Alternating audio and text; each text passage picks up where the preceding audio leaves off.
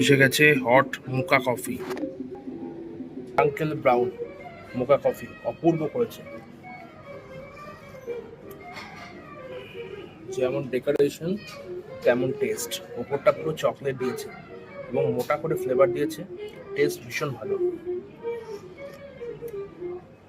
হালকা চিনি তার সঙ্গে চকলেট দিয়ে কম্বিনেশনটা অসাধারণ, ব্যালেন্সটা ভীষণ ভালো করেছে।